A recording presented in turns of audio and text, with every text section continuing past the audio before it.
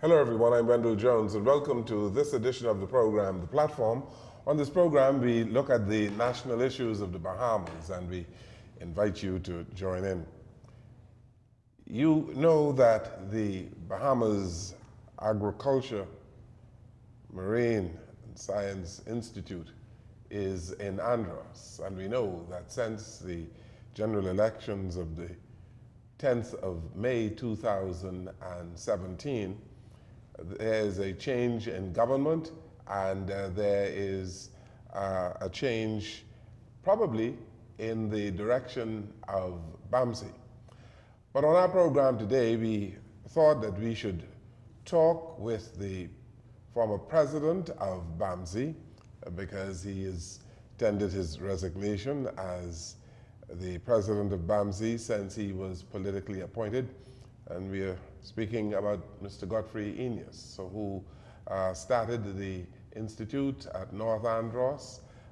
It was a vision of Prime Minister Perry Christie, and Mr. Eneas is here today to talk about BAMSI and what he did and perhaps the way forward for BAMSI. Godfrey Eneas, welcome to the program. Thank you very much. It's good to see you. Yes. You, I'm sure, like many Bahamians,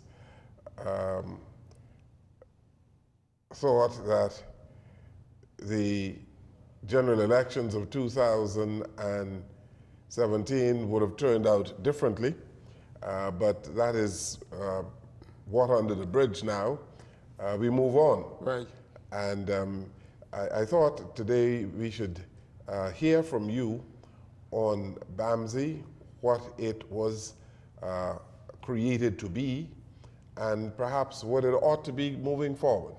Well, I'm very happy that the government and the Prime Minister, Minas, indicated yesterday that it would keep the Institute and keep it at its same level of funding of $8 million plus. And I told the CEO, Mr. Brennan, and others that it was a vote of confidence in the work which we had done over the past 4 years. And I was very happy to see that the government has bought into the idea of BAMSI. You expected any less? No, well, you know, you hear things. I've had discussions prior to the election with the Prime Minister, and I had the view that he was going to retain it as it is. Okay. Well, I think he visited BAMSI. Yes. But I remember him saying at one stage that they're going to get BAMSI to be what it should be. They're going to fix BAMSI. That is what I believe he was quoted as saying. Yes, but even the Christie government had indicated some changes which I disagreed with, and which I strenuously disagreed with, and so we were able to hold off, and because the model which we had created was a very unique model. But first of all, let me indicate to you and our viewers, you know, the state of agriculture in 2012. We had an agricultural sector, Randall, which had literally collapsed.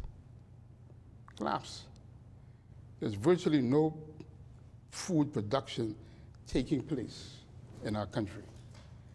And so we had to take, a prudent government had to take steps to rectify that situation. And if you look at the figures there, you know, in 1978, we had almost 90,000 acres in production. By 1994, the acreage had dropped to about 50,000. By 2012, we had less than 10,000 acres. That was the state of agriculture in our country. And so when the Christie government took over, the Prime Minister then appointed me as a consultant to the Ministry of Agriculture because they had made certain commitments in the then Charter for Governance. And he literally wanted me to fix the situation. And so I joined in August, and by August of 2012, and by 2013, I produced this document. All right? Rebuilding Bahamian agriculture. And that document had to be presented to the Cabinet of the Bahamas. I had to appear before the Cabinet of the Bahamas to justify it. Because it was a document which was about to take some radical changes if we were to get our food production system right. Tell me, you talked about the model for BAMSI. Yes. Explain to our viewers what that model is or what it was supposed to be. No, first of all, BAMSI came into existence under very strange circumstances. I reported to literally 4 different ministers. The first minister I reported was the Prime Minister. Every Monday, the Prime Minister would have meetings. Because it was agricultural, I reported to Gray, Mr. Gray. Because it was a tertiary institution, I would report to Mr. Fitzgerald, the Minister of Education. And because the Cabinet decided to make the Ministry of Works responsible for the construction, I also had to have meetings with the Minister of Works. So that was the umbrella under which I had to operate. All right? But let's talk about the model. I want to tell you that the Prime Minister, who was ultimately in charge, gave me the responsibility to develop this institute. And I've been to more agricultural schools than probably anybody in the Bahamas. And the model we chose was a model based on the land-grant system of academic agricultural training in the US, which comprised 3 components: research, training, and extension. All right? The US had developed the most advanced food production system in the world. That was the model we were duplicating. All right? Schools like Tuskegee, where I went, was a land-grant school. The other school I went to, University of Wisconsin, was a land-grant school. Some of my colleagues at BAMSI had gone to places like Prairie View and Ohio State, all being land-grant schools, right? Because in the land-grant system, agriculture is an applied science. An applied science. You have to learn the theory in order to apply it to the farmer. You have to learn how to get that information which was gleaned from research to the farmer. That's the extension part of it. That's why you need the research. And that is why those 3 components are integral to the successful operation of an agricultural institution, right? Where I went, found difference with the previous government, so they want to put it under the University of the Bahamas. The University of the Bahamas is a liberal arts school. We are applied science and technology. Our orientation is different. We have a clientele of the farmers of the country. We had to generate research that is transferred to the farmer so that he can do a better job. And we're supposed to bring his problems to the researcher so that he can find solutions. And then our faculty are engaged in every activity. Our faculty doesn't sit in no ivory tower. The people at BAMSI work in the field. They go to Eleuthera, they go to Long Island. And they integrate with the farming community. That's the kind of institution which this should be. But University of the Bahamas thought that BAMSI should fall under the University of the Bahamas. Right, and they want to have what they call a college of science or whatever it is, and extract from that the research farm and the extension. Can't work. Isn't that the new government's attitude as well? They haven't told me that, but I presumed that's what it may be. But I knew what the intention was under the Christie government, and I resisted it. And if you had it under the University of the Bahamas, then BAMSI would lose what? It would lose the academic side, the training side, the part where you learn the sciences. But you need the farm part where you develop the farm skills in order to understand how you transfer the theory to the practical. And you are of the opinion that that wouldn't work No, because they're all interrelated, all components of the system. It's a system which has been around from over 1800s. It's a system that has made the U.S., right, the #1 food producer in the world. You know, you're not reinventing the wheel, Mr. Jones, right? You're adapting a successful system to us. Do you think that the Bahamian public bought into BAMSI, its concept? Yes, yes. Why do you say so? First of all, BAMSI got a black eye for many things, right? Many things which were beyond its control, right? The first black eye, it's a construction. It's responsibility of the Ministry of Works. We had nothing to do with the construction. We were the clients. Then you had the building burned down. Yeah, but fine. As far as Bahamians are concerned, BAMSI fell under the government of the Bahamas. Yeah, I know your argument, right? I know. All right, and so because it fell under the government of the Bahamas, people weren't separating I know people weren't from the Ministry of Works. I know, but it gave a black eye, and it was a demoralizing, had a demoralizing impact on our staff. Had a demoralizing impact on our staff. I had to try to motivate these people. Yeah, but BAMSI was not a private sector operation. No, BAMSI is a company. Yes. Right? And the construction. But the company was owned by the government of the Bahamas. But that's how you see it. I don't see it. Who owns the company? Yes, the company's owned. But all of the deficiencies and the ineptness, right, which occurred, should not be blamed on this component.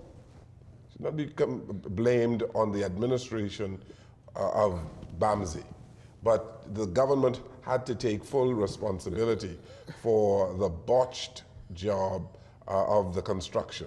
The fire, yes. And we know what transpired there. Yeah.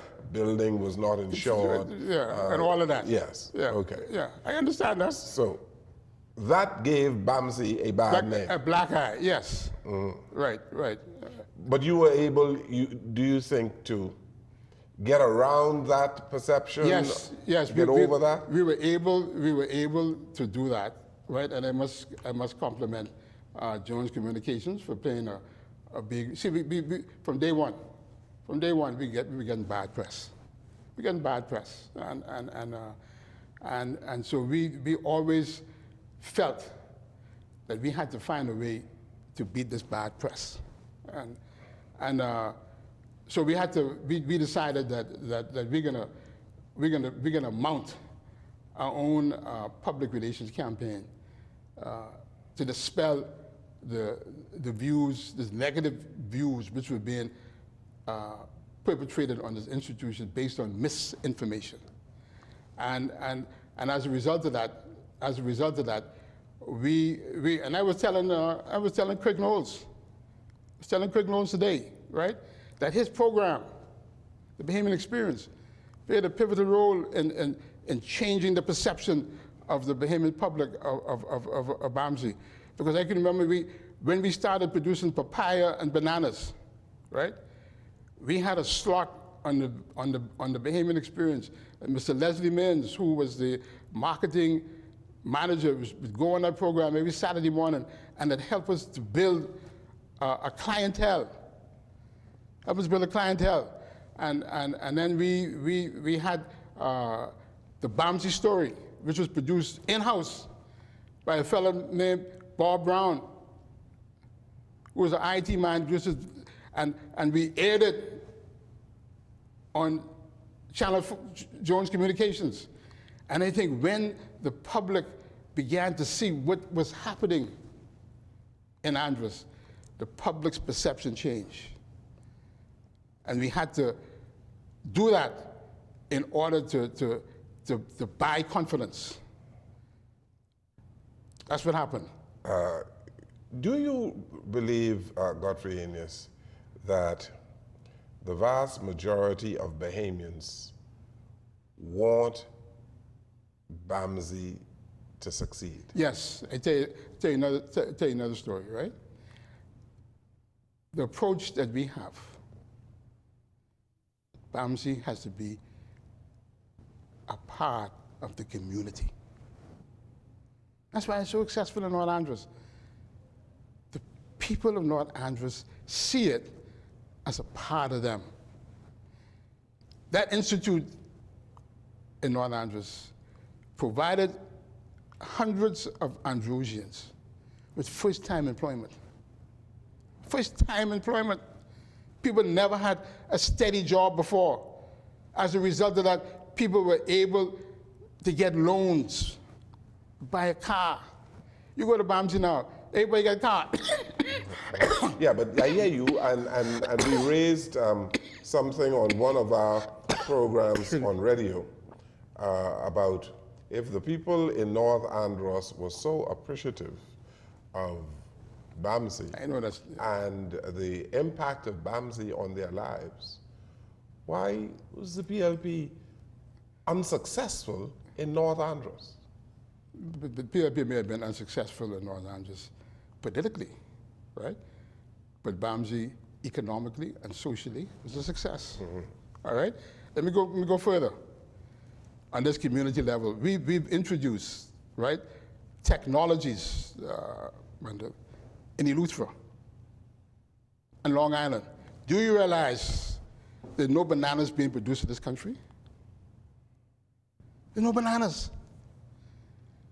We have mounted a program to take bananas using the greenhouse technology to these islands, right?